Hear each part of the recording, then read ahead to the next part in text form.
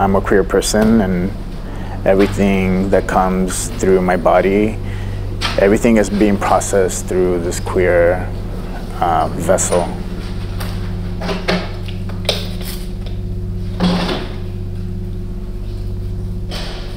Drawing and painting were like the two mediums that I started to focus on in my study, and I turned to performance after I came out. It created a rupture, and it impacted every aspect of who I am.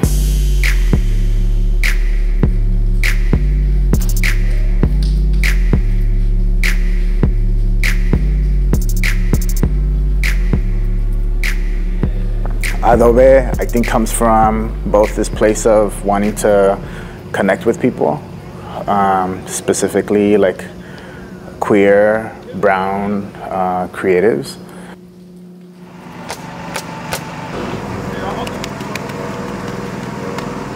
My relationship to the adobe comes from my relationship to my family. Learning how to make adobe was something that I asked my father because I missed our friendship. I missed his guidance, and he was having a very challenging time accepting me as a queer person.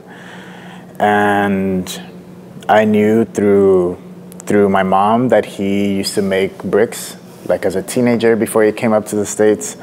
And I was like, maybe asking him to teach me how to make bricks could be a way of us sharing this experience. And obviously I had like so many questions that I wanted to ask him about, and he agreed to teach me how to work with the adobe.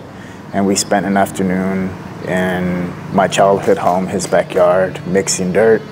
And all of those questions that I wanted to ask, I didn't get to ask in that moment, but it was very peaceful. I think of it as a first step in mending our relationship.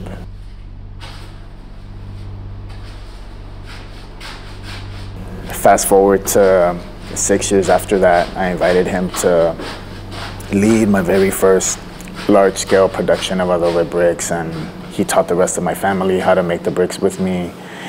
And that to me is like maybe the most queerest maybe aspect of this work, because it's been that way of holding a space with someone without having verbal communication, but building a bond with, has been something that I've been actively replicating with groups of intentionally like queer artists of color.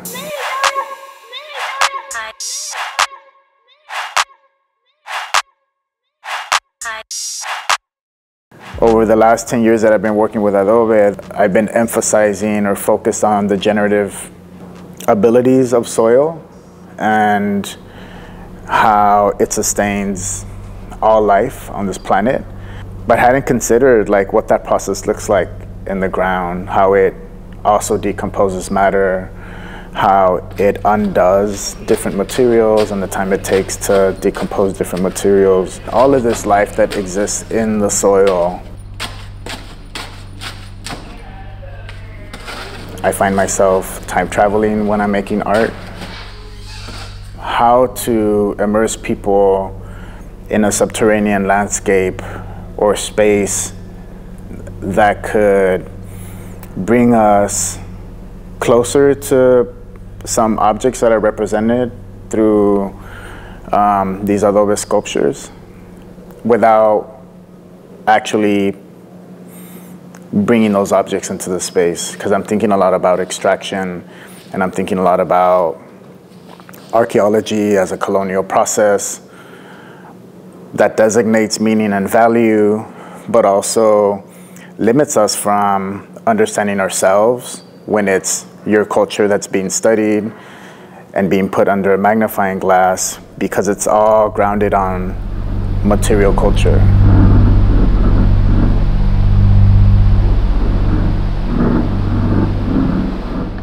There is a tension, I think, in my relationship to art.